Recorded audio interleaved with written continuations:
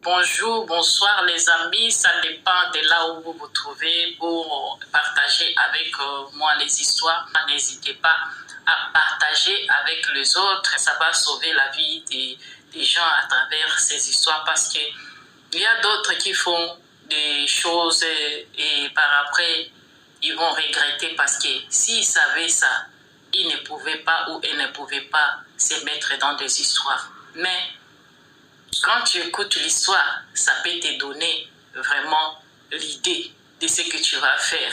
Si c'est bien ou c'est pas bien. À travers l'histoire de l'autre, ça peut te sauver. Alors, on va écouter l'histoire de notre sœur ici, qui veut nous raconter son histoire. C'est une histoire réelle que j'ai vécue il y a environ 8 mois. Je suis un personnage public dans mon pays, donc un personnage politique. Et une fois j'étais hors du pays, je reçois un coup de fil d'un jeune homme que je ne connais pas, qui m'appelle et qui me pose un problème d'ordre social. Il avait besoin d'argent. Je l'assiste financièrement parce qu'il avait sa soeur à l'hôpital et il n'avait pas les moyens de payer ses médicaments. Et dans l'étranger, je lui fais un mobile money, donc un transfert d'argent par mobile money. Et puis après, bon, ça panne. Comme j'en ai l'habitude en fait. Bon, je ne vais pas chercher non plus à savoir comment est-ce qu'il a eu mon numéro parce que j'ai un numéro effectivement sur lequel beaucoup de personnes peuvent m'appeler. Et donc quand je rentre de l'étranger, il me recontacte pour me dire merci. Et je lui dis ok, il n'y a pas de problème, voilà, c'est bon. Et tout. Après, il commence à m'envoyer des messages de temps à autre, des messages pour me dire qu'il m'apprécie énormément, qu'il me suit un peu, qu'il apprécie mes idées, que je représente un peu également un modèle pour lui, et tout ça. Et je lui dis merci de temps en temps en passant. Parce que voilà, je me dis c'est normal que ça se passe comme ça parce que ce genre de messages, j'en reçois également énormément. Et voilà comment un jour il m'appelle avec insistance et il demande à me voir. Je lui demande c'est à quel sujet. Il me dit qu'il ne peut pas en parler au téléphone, il faut qu'il me voie, mais c'est très important. Et je lui donne donc un rendez-vous. Et il me dit qu'il a parlé de l'acte que je posais à son grand-père à lui et que ce dernier souhaiterait me voir pour me dire merci. Bon, le premier abord, je lui dis ce n'est pas nécessaire parce que bon, tu m'as posé un problème, mais je pouvais le faire, je l'ai fait. Mais voilà, c'est bon. Et il insiste pour me dire que son grand-père souhaiterait, parce que dans leur famille, c'est un peu comme ça que ça fonctionne, mais de façon exceptionnelle, son grand-père insiste pour me voir. Voilà comment je lui dis, bon, ok, il n'y a pas de problème, bon, je suis là, on peut prendre rendez-vous. Il me dit, en fait, son grand-père est tellement vieux qu'il ne peut pas se déplacer. Donc, il serait préférable, si je peux, que moi je me déplace pour aller vers lui. Là, ça me dérange un peu. Je lui dis, bon, je vais réfléchir. Et j'en parle à quelqu'un de très proche à moi, qui me retorque que, bon, il n'y a pas de problème, apparemment parce qu'il n'est pas très loin de là où nous sommes.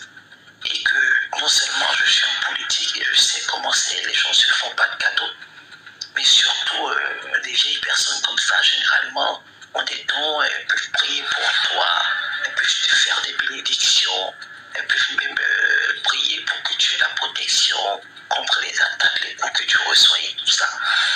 Donc il me convainc et je lui dis, dans ce cas, c'est toi qui m'accompagne. Il me dit, ok, donc on prend rendez-vous et on va voir le grand-père en question.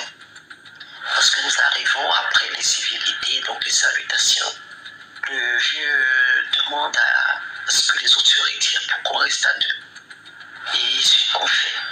Et lorsque nous nous retrouvons à deux, je veux préciser que quand je l'ai vu, à vue d'œil, c'est quelqu'un qui a plus de 100 ans parce qu'il était très très très vieux. Très vieux. Franchement, j'avais rarement vu quelqu'un d'aussi vieux et encore en vie. Et il me demande sans du tout qu'est-ce que je souhaite qu'il fasse pour moi. Je lui dis moi je ne sais pas parce que je n'avais pas prévu cela. En venant ici, mais j'avais rien en tête.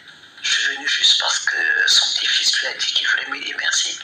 Il me dit oui, que c'est sa façon à lui de me remercier pour l'acte de bonté que j'avais posé vis-à-vis de son petit-fils. Je lui dis honnêtement, je ne sais. Et voilà comment il me dit, mais lui, il va faire quelque chose pour moi. Mais vu son âge, il ne peut plus se déplacer.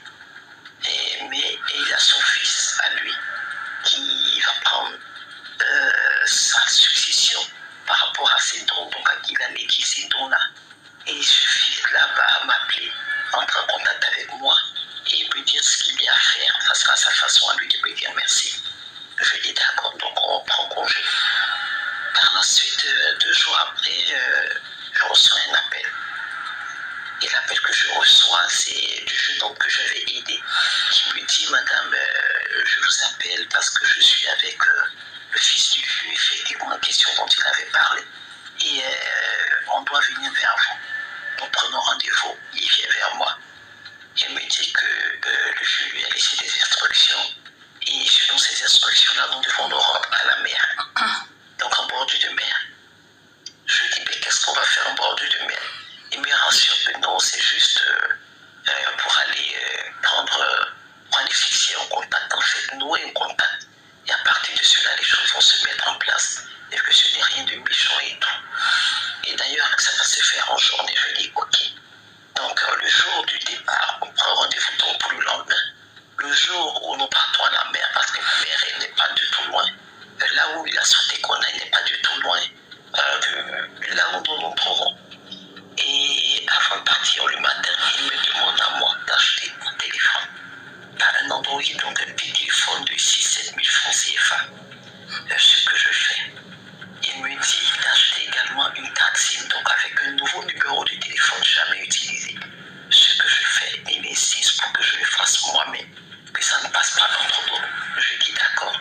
Donc en bordure de voie, on a des gens qui vendent des téléphones, on a des jeunes hommes également qui vendent des cartes SIM avec le numéro de téléphone et inscrit autour du fourreau. Ce que je fais, il me demande de mettre la carte SIM dans le téléphone que je viens d'acheter et d'enregistrer dans mon téléphone le numéro de la carte SIM en question et de l'enregistrer sous un nom que je peux reconnaître. Donc je me rappelle, je dis ok, donc ce que je fais. Et donc nous prenons là, et c'est moi qui conduis. Le téléphone est dans mon sac à main. Je suis avec mon ami très proche et avec le fils du vieux, plus le jeune homme qui j'avais rendu service. Donc nous partons.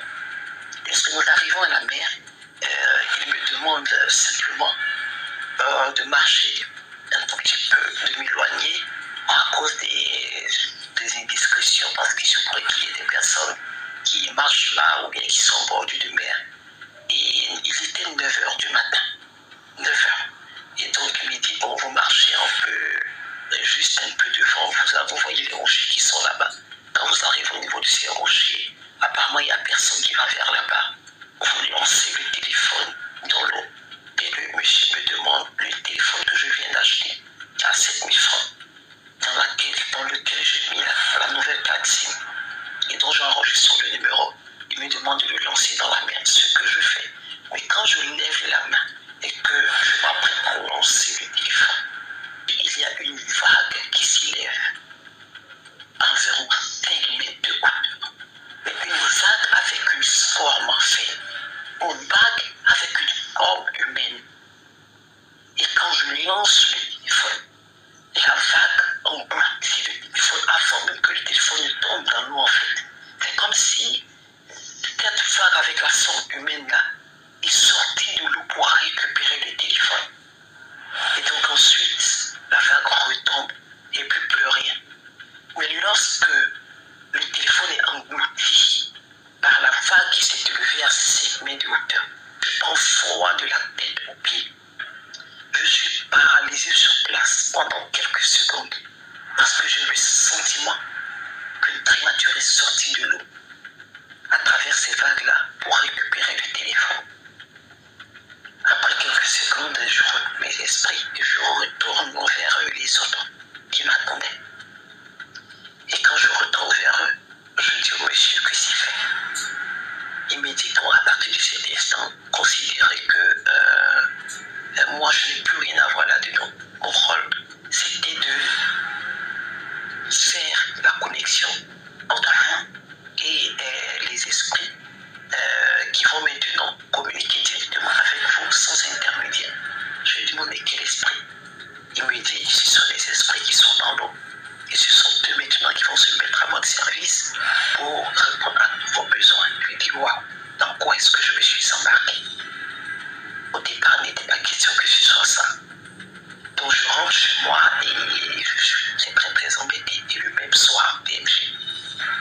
Effectivement, à 23 heures, je reçois un appel.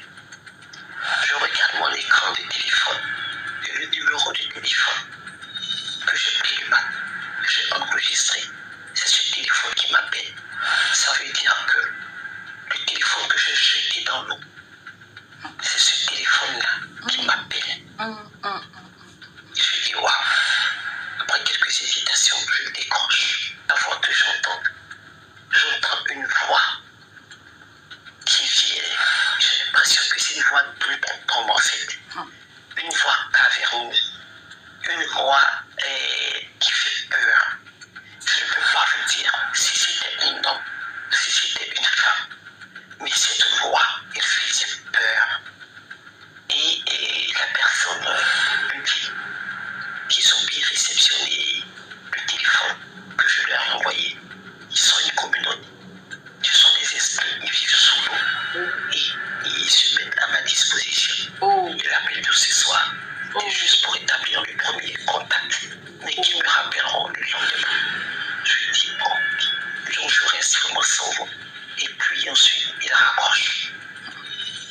Alors, le lendemain, je ne dors pas de la nuit parce que je commence à prendre vraiment peur. Parce que c'est la première fois de ma vie DMG que je communique, je vais dire comme ça, avec des esprits, des personnes qui ne sont pas humaines en fait.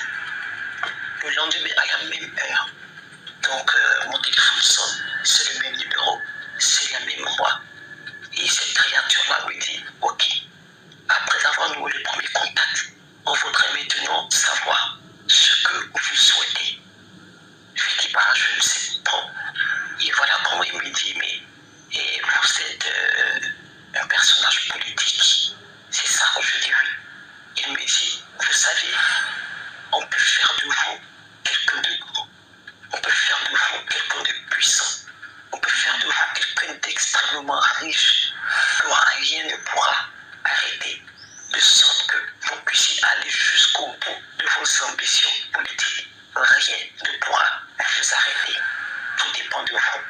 Et cette créature se met à me citer des noms de grandes familles, en fait, des familles dans de grandes familles qui sont immensement riches, des familles vraiment fortunées.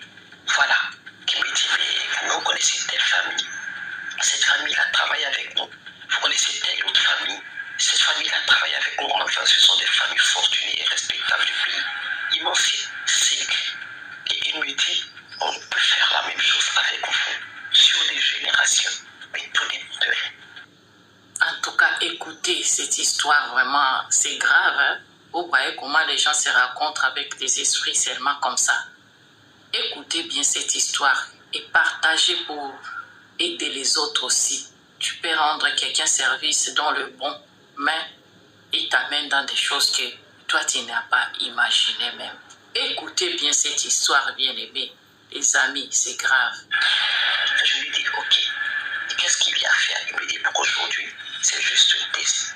Nous allons juste faire un essai. Et ce essai-là va consister à vous donner de l'argent.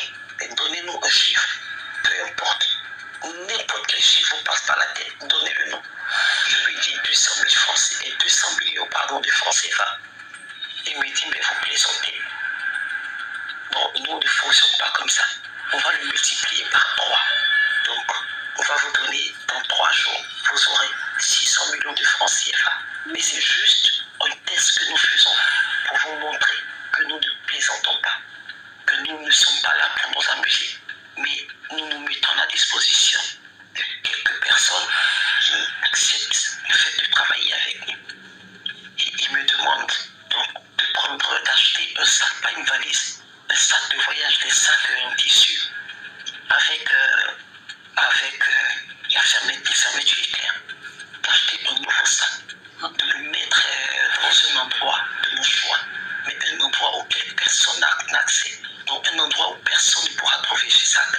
Et 3 jours plus tard, j'irai dans le même endroit, je vais récupérer le sac avec les 6. Mes amis, abonnez-vous si vous n'êtes pas encore abonné et partagez des vidéos bien aimées. Laissez même vos commentaires, ça va aider les autres. pour encourager les gens qui partagent leurs histoires. En tout cas, ça va faire du bien vraiment. C'est pour vous édifier et vous donner des conseils par rapport à tout ça. On écoute d'abord, écoute les amis, c'est grave. 1 million de francs CFA à l'intérieur. Je lui dis, bon, est-ce que je peux prendre le temps de réfléchir? Il me dit, oui, mais on va vous accorder 24 heures parce qu'il faut faire vite. Ok, on raccroche. Mais vraiment, c'est toujours dans la peur et la terreur. Et le lendemain, donc, on me rappelle, la même créature me rappelle toujours du numéro de téléphone en fait que je lui ai donné avec le téléphone. Et voilà comment, quand il me rappelle, il me demande si je réfléchis, je dis oui. Il me dit, mais avant de donner votre réponse, il faut que vous sachiez que nous le répétons, nous pouvons faire de vous la personne que vous souhaitez être. Une personne célèbre, une personne forte, une personne fortunée. Tout dépend de vous. Et je lui dis, j'ai encore une question à vous poser. Il me dit laquelle? Et je lui demande, c'est vrai, vous m'avez dit tout ça, j'ai bien compris, mais je veux juste savoir quelle est la condition, quel est le prix que moi je devrais payer pour avoir tout ce que vous m'avez dit. Quelle est ma part de sacrifice dans tout ça? Et le monsieur, pour ne pas dire l'esprit en fait, me répond, pour l'instant, nous n'en sommes pas encore là. Mais bien que ça sonne dans mon esprit, comme je ne peux pas vous dire, je ne sais pas. Il me dit, pour l'instant, nous n'en sommes pas encore là. Là, nous faisons juste un essai pour que vous compreniez de quoi nous sommes capables. Et ensuite, on parlera des conditions. En ce moment, je comprends que si je m'engage, je ne pourrai plus jamais refaire marche arrière. Et je crois que c'est Dieu qui me permet de rassembler les dernières forces que j'ai, le dernier courage qui me reste. Et je prends une grande respiration et je lui dis, j'ai bien entendu ce que vous avez dit, mais non, je n'ai pas envie de faire ce décès. Et la créature me dit, vous pouvez répéter. Je dis, non, je n'ai pas envie d'entendre ce que... Je n'ai pas envie de faire ce décès. Et puis, dans un premier temps, elle se met à m'amadouer, me dit, mais ne vous inquiétez pas, de toutes les manières, nous n'allons pas vous demander quelque chose qui vous coûte quoi que ce soit et tout. La preuve, nous sommes en train de faire un essai. Et ce décès-là, c'est juste pour que vous voyez, puis ensuite vous verrez. Et je lui réponds que moi, par principe, je ne m'engage jamais dans quelque chose sans savoir où je vais ou sans savoir ce que ça me coûte. Donc je sens qu'il perd patience et puis il prend congé brutalement de moi, il raccroche. Et donc moi aussi je ne dors pas de la nuit parce que j'ai peur. Donc je me mets à prier, je prie toute la nuit. Je demande pardon à Dieu, je lui demande pardon parce que je ne savais pas dans quoi je m'embarquais et tout. Et je lui demande de me protéger et tout ça. Donc le lendemain matin, à 7h du matin, le fils du vieux en question, qui m'avait accompagné en bordure de mer et qui avait établi selon lui la connexion, il m'appelle tout troublé. On me demandait qu'est-ce qui s'est passé, les esprits ne sont pas contents et tout ça.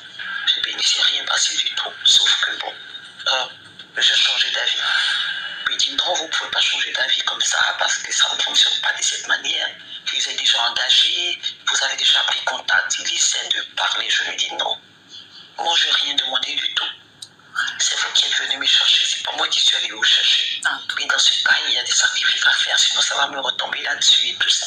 Je dis, ça c'est vous qui voyez, mais moi je ne suis pas intéressé. Parce qu'en allant voir le vieux, et avec insistance d'ailleurs de votre part, pour moi il n'était pas question que je me mette en connexion avec des esprits qui vivent sous la mer pour nouer un quelconque pacte. Et voilà comment le monsieur est tellement furieux, il raccroche le téléphone et me dit, ça ne va pas se passer comme ça. Excusez-moi. Et donc moi je raccroche et bon, je continue de prier, je continue de demander pardon à Dieu, je lui demande vraiment d'effacer cette page sombre là, cet épisode sombre de mon existence pour que je puisse avancer. Après cela, je commence à bloquer donc, le numéro de téléphone et que j'avais donné à ces esprits-là par lequel ils essayaient de m'appeler, avec lequel ils m'appelaient. Je les bloque, je bloque. Donc je bloque également le numéro du fils du vieux. Et puis je vais même juste à changer après. Je passe ma carte SIM et je change de numéro de téléphone. Et voilà, pour même plus qu'on puisse me joindre de quelque façon que ce soit. Puis voilà comment s'arrête mon histoire depuis ce jour. Je n'ai plus jamais entendu parler de la petite morale, je ne vais pas dire la grande morale de cette histoire. C'est que premièrement, le monde des ténèbres recrute. Parce que j'ai compris par la suite qu'ils m'avaient ciblé, qu'ils m'avaient localisé, qu'ils m'avaient choisi et qu'ils voulaient me recruter en fait pour le monde des ténèbres, que je travaille pour eux.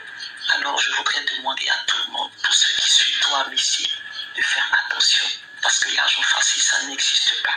Vendre son âme au diable pour de l'argent, ce n'est pas quelque chose à faire. Merci et bonne journée voilà, à toute la communauté. Merci pour les témoignages. En tout cas, je peux vous dire que cette histoire, ça doit nous donner une leçon vraiment. Parce que elle dit que la sœur a dit qu'elle avait aidé seulement quelqu'un comme ça. Et puis, la personne lui amène dans des choses d'aller voir les esprits des eaux au moment où elle n'était pas préparée pour ça. En tout cas, que cette histoire nous donne une leçon.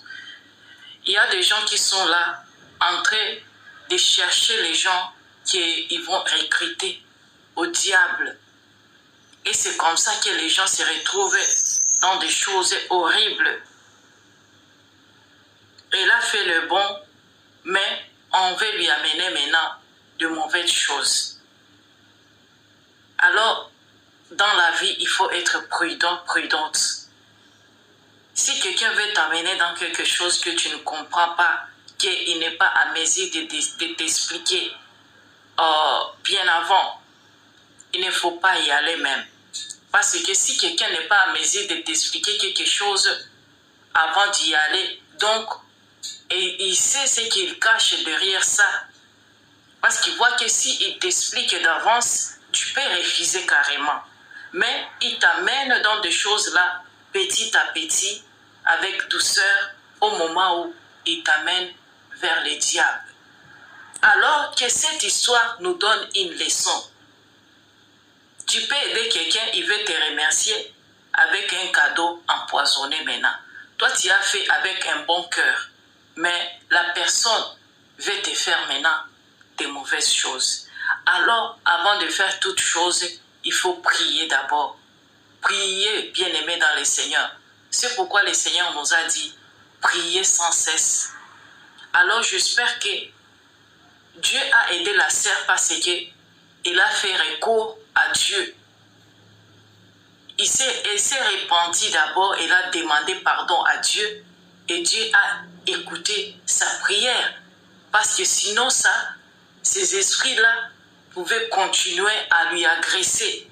Mais gloire à Dieu parce qu'elle n'avait pas accepté ce qu'on lui avait proposé. Alors que cette histoire nous donne une leçon. Bien-aimés les amis, partagez la vidéo pour aider les gens bien-aimés. Que le dehors ici, c'est pourri. Alors écoutez l'autre histoire de notre sœur qui nous raconte. Alors n'hésitez pas à partager les amis. On est là pour nous entraider. Aimons-nous vivants, aidons-nous vivants les amis. Écoutez ça. Et ma mère, elle prie, elle est chrétienne, elle reçoit des gens à la maison, juste pour prier et tout. Et du coup, c'était un après-midi, je sortais. D'abord, j'ai croisé un blanc, c'était un Italien, un vieux, je pense qu'il était peut-être dans la soixantaine.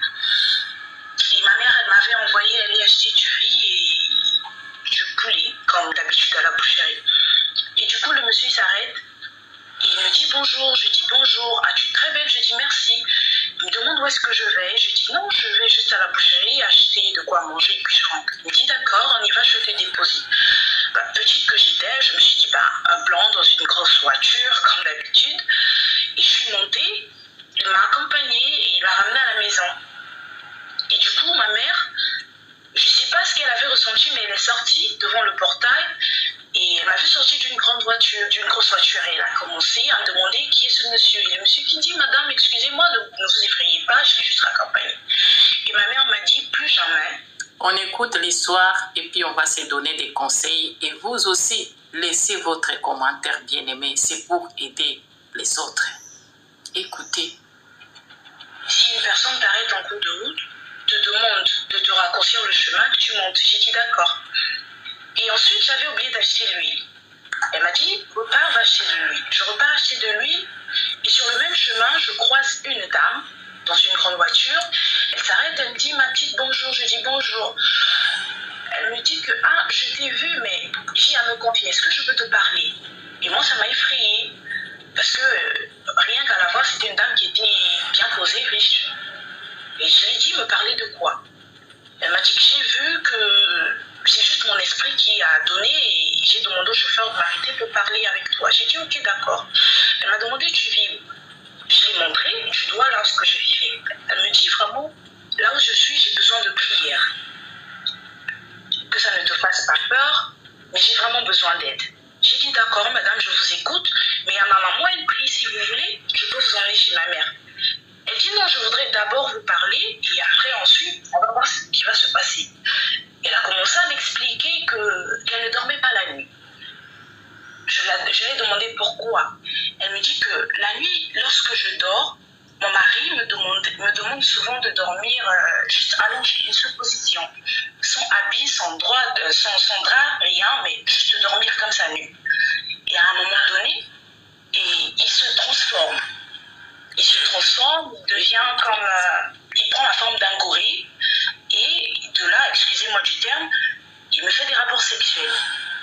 Et de surcroît, je ne peux pas me plaindre chez ma famille parce qu'il m'a dit que si je me plaignais chez ma famille, non seulement je venais d'une famille pauvre, il va non seulement me, comment on dit, prendre tous les biens que j'ai, mais il me fera du mal. Et moi, du coup, j'ai eu peur. Elle me dit non, il ne faudrait pas avoir peur, mais j'ai vu que, en fait, j'ai senti une lumière et rien qu'en te parlant, je me sentais un peu apaisée. J'ai dit ok, d'accord. Et de surcroît, je ne sais pas ce qui m'a pris, j'ai commencé à courir. Donc j'ai couru vers la maison, j'ai expliqué à maman. Ah, maman, regarde ce qui m'arrive. Elle me dit, où se trouve la dame? J'ai dit, voilà la voiture là-bas dehors. Elle a pris courage, elle est sortie, elle a demandé à la dame de rentrer. La dame est rentrée, elle avait peur, elle tremblait. Elle me disait que non, que si je rentre dans votre maison et que je commence à prier, en rentrant à la maison, mon mari va savoir. Donc, elle n'a même pas fini ce qu'elle disait, son téléphone a sonné. Et son mari qui a commencé à lui gronder. Tu es où? Et tout, rentre à la maison. Ma mère a dit, on va faire une prière, on rentre à la maison. Et vous rentrez à la maison. Du coup, on a fait la prière, elle est rentrée chez elle à la maison le soir. Et ainsi de suite, ça s'est encore refait. Donc, elle revient encore le lendemain, elle m'attend lorsque je sortais pour aller à l'école. Et elle m'interpelle encore. Mais elle pleurait. Je lui ai demandé, madame, qu'est-ce qui ne va pas? Elle dit que non, que ça ne va pas. J'ai vraiment besoin de prière parce que je sens que je suis en train de mourir. J'ai pris la main, je l'ai emmenée chez ma mère. Et franchement, ma mère, elle a commencé à prier. Et après, elle dit à ma mère, non, je veux que ta fille, elle soit là, qu'elle ne parte pas. Parce que je me sens plus à l'aise quand elle est là. Je me sens plus soulagée. Maman a dit, ok, tu restes, mais tu ne regardes pas. Et à un moment donné, elle a tout simplement dit, maman, n'aie pas peur, mais j'ai à vous montrer. Franchement, je m'excuse. Elle a enlevé, elle avait un bazin blanc, un bazin riche blanc. Et elle a enlevé le bazin. Franchement, elle a enlevé le pan et lorsqu'elle a ouvert l'entrejambe, c'était incroyable. C'était incroyable, du jamais vu. J'avais peur, je tremblais. Ma mère, elle a eu peur parce que ce qui était là-bas, c'était pas humain. C'était vraiment pas du tout. C'est pas du tout humain. Pourquoi? Parce que la dame, non seulement elle saignait de l'eau, c'était du genre que lorsqu'elle s'assoit, elle se lève, il y a de l'eau qui reste sur le siège là où elle s'est assise. Et mais l'odeur, nom de Dieu, c'était insupportable. Insupportable. Et du coup, elle a commencé à dire à ma mère que ça fait 14 ans de mariage que je subis cela. Mais je suis à l'aise. Tout ce que je demande à mon mari, il me donne. Il me donne tout ce dont j'ai besoin. Mais je ne peux pas continuer à supporter cet enfer. Et du coup, ma mère l'a dit, ok, d'accord, je vais t'emmener chez un prêtre pour qu'on te délivre. Et on ne sait pas de quel... C'est pas franchement, c'est pas chrétien ce que je veux dire, mais toute sa partie génitale, on allonge vers les jambes et du haut, c'est comme une personne qui s'était calcinée. Je sais pas comment dire, c'était noir, calciné, et il y avait la peau qui décollait. Je sais pas comment expliquer ça, mais il y avait la peau qui décollait, et il y avait des petits trucs qui bougeaient. C'était vraiment horrible. Et une fois, on a demandé, mais comment tu fais pour vivre avec? Elle dit que je n'ai pas le choix. Je n'ai pas le choix parce que je suis obligée de faire bonne figure. Et par quel miracle, on ne sait pas comment son mari a atterri devant chez nous, parce qu'il n'a jamais su là où sa femme partait, ni d'Adam ni d'Ève. Et il est arrivé, il a commencé à menacer ma mère. Il dit à ma mère que si tu essaies de faire une prière, tu verras ce qui va t'arriver. Et du coup, il a repris sa femme, il est parti avec sa femme. Et on traverse, quand il est parti avec sa femme, peu d'heures après, lorsque je sors pour traverser le goudron, je me fais renverser par une voiture. Et quand je me suis fait renverser, je ne savais pas en fait ce qui se passait. J'ai passé une semaine dans le coma à l'hôpital, que des prières et des prières. Et quand je me réveille, on m'annonce que la dame, elle est morte. Qu'elle était morte. Et c'est tout simplement pour, je ne vais pas continuer, mais c'est tout simplement pour dire que de nos jours, pour nous les femmes, il faudrait vraiment qu'on puisse faire attention. Parce qu'on ne sait pas qui on peut croiser sur le chemin. Comme on dit, le diable peut s'habiller en Prada, en blond, va venir pour faire bonne figure, mais le fond de la personne, on ne sait pas. Donc, faisons vraiment attention, ne soyons pas matérialistes. C'est vrai que les temps sont durs et que l'Afrique souffre, mais soyons de plus en plus prudents. Vous avez écouté l'histoire de la sœur Roman, comment elle a rencontré une femme qui souffrait, elle avait des problèmes vraiment. Donc la femme là, elle s'est mariée avec un démon, je peux dire en personne, et elle souffre avec ça. Tu te rends compte, tu es avec un homme, mais au lit, il devient un gorille là. Donc c'était horrible, mais c'est une réalité. En tout cas, dans la vie, il faut être prudent. Il faut être prudent. Et même la sœur ici qui a amené une personne qu'elle ne connaît même pas chez eux, même si c'était pour la prière, mais vous vous rendez compte qu'est-ce que ça pouvait arriver dans leur famille aussi par rapport à cette femme-là qu'elle a amenée à la maison et que son mari c'est un démon. En tout cas, que cette histoire nous donne une leçon. Laissez toujours vos commentaires. On va continuer avec une autre histoire. On va écouter.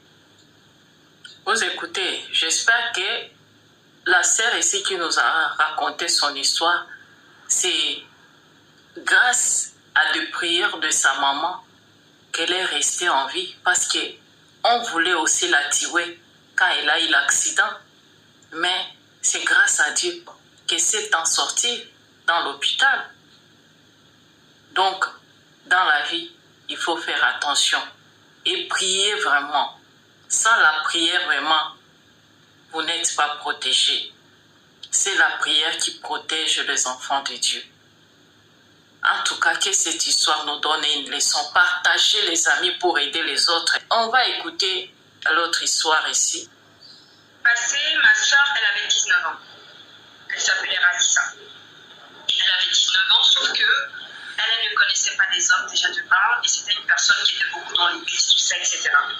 Elle a rencontré un Nigérien, puisqu'on habite à Lomé au Gabon. Elle a rencontré un Nigérien qui lui aussi était dans les histoires de l'église, tout ça, etc. Sauf que quand notre maman est décédée, elle avait tendance à dire que non, je vois notre maman nous parle, etc. Des fois, elle disait à mon frère que la manière dont tu te comportes, notre maman n'aime pas ça, etc. Et on se posait la question que peut-être elle déraillait, peut-être elle délirait, tout ça, mais on nous avait dit qu'il y a des gens qui avaient la possibilité de voir les personnes qui sont décédées. à cette époque-là. Raïssa sortait, elle avait rencontré un Nigérien qui était intéressé par elle. Et le Nigérien, il disait qu'il voulait faire quelque chose avec elle, etc. Sauf qu'elle, elle disait que non, il faut forcément qu'on doit se marier, on doit faire la tradition chez nos parents pour que je puisse sortir avec toi et vivre avec toi. Le Nigérien l'avait rencontré à l'église et son pasteur lui avait dit, ce fameux pasteur lui avait dit, oh non, Dieu m'a montré que c'est ton mari. Il avait dit ça à ma grande soeur qui s'appelait Raïssa. Raïssa a emmené ce dernier à Louis et tout le monde le connaissait, tout le monde le voyait, mais elle n'était pas sortie avec ce dernier. Un jour, Raïssa disait qu'elle voulait aller à Sainte-Marie, c'est une église catholique chez nous au Gabon. Elle voulait aller à Sainte-Marie et elle avait demandé à notre grand-mère de lui trouver l'argent du taxi. La grand-mère ne lui a pas donné l'argent du taxi. Elle a dit non, tu vas te débrouiller à pouvoir trouver ton argent du taxi, etc. Qu'est-ce qui s'est passé, Raïssa? Elle a commencé à marcher de Louis. Elle est descendue à la descente de Jeanne Ebori. Ici, il y a des Gabonais sur l'île qui connaissent très bien. Elle est descendue par la descente de Jeanne Ebori et elle est tombée sur le Nigérien là qui était en voiture, qui a dit que ah mais tu vas où? Elle a dit elle part à l'église. Le Nigérien a pris ma grande sœur, il l'a emmenée dans la voiture.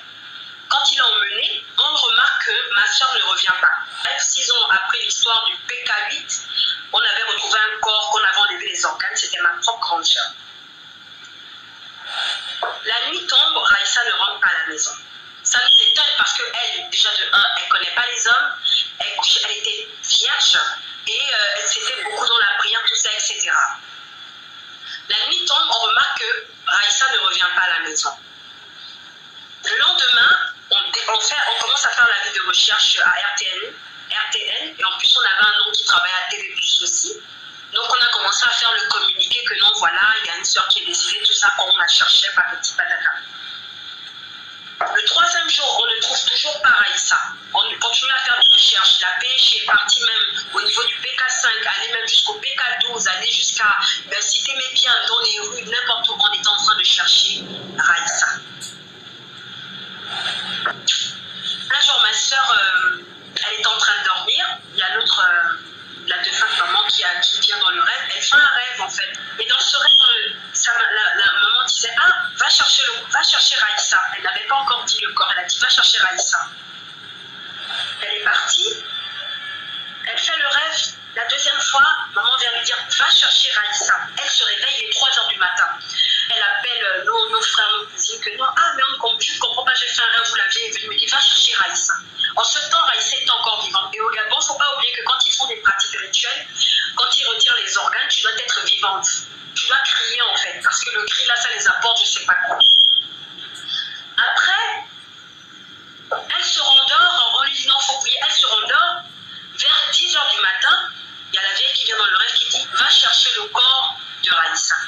Donc c'est-à-dire à 3h on lui a dit va chercher Raïssa et elle disait que la vieille lui montrait une brousse, c'était derrière chez Rose Francine Rongomé. C'était derrière une brousse, elle reconnaissait, mais sauf que quand elle s'est réveillée, c'était passé, elle s'est dit ah peut-être, mais la 2e fois quand on lui a dit va chercher le corps de Raïssa, c'est là où elle a commencé à paniquer. Donc derrière comme ça, derrière ces Rose Francine Rongomé, vers le PK8 comme ça, ils sont en train de chercher, ils cherchent. Donc la pêche rentre dans la brousse, ils se mettent à fouiller, tout ça, etc. Ils fouillent. Ils n'arrivent pas à trouver. Arrivé maintenant à un niveau, ils voient qu'il y a des vêtements qui sont déposés, tout ça, etc. Et quand on arrive, on trouve que Raïssa, on a enlevé les organes, on a enlevé la langue, on a enlevé le sexe. On a pris le tronc de l'arbre, on lui a mis ça dans la fleur vaginale, on a enlevé les yeux, tout ça, elle était en état de décomposition. C'est-à-dire qu'on ne pouvait plus garder le corps là. On ne pouvait plus garder le corps de Raïssa. C'est un corps qu'il fallait enterrer le même jour. On a dit venez identifier le corps. Ma grande sœur, nous on était à la maison parce qu'on était encore petits, tout ça, etc. Venez identifier le corps. Ma grande sœur est partie avec mon grand frère pour identifier le corps. Mon grand frère, c'est-à-dire tu touches la peau, ça quitte en même temps, ça se décale. Elle est en état de décomposition, on ne pouvait plus récupérer. Ce qui a fait en sorte ils ont reconnu le corps de Raïssa, c'est à travers ses habits et son sac, et sa Bible qui était à l'intérieur du petit sac qu'elle avait. On a pris Raïssa, on l'a emmené au niveau de Gasseka, qui est vers Monsieur. vers monsieur comme ça, Gassetka.